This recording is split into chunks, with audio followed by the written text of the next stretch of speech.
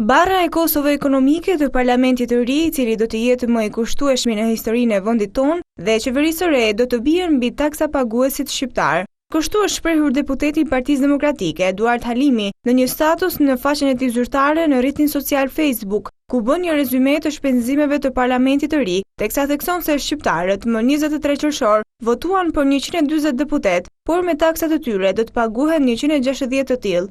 U votua për 140 deputet, por do të paguen 160, sepse kryetari i PS donte të kishte edhe 20 të tjerë plus, duke shtuar ministra. Një deputet i kushton shqiptarëve jo më pak se 2 milion lek në muaj, 24 milion në vit ose $25.000 dhe në 4 vjet minimumi $100.000.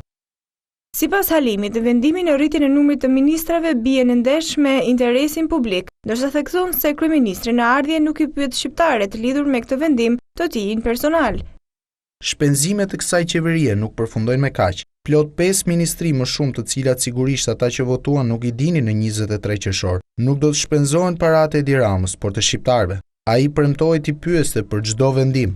Në fund Halimi shkruan se këto vendime abuzive të Edi Ramës vinë në një kohë kur të gjitha qeveritë e vendeve të zhvilluara po i reduktojnë shpenzimet qeveritare.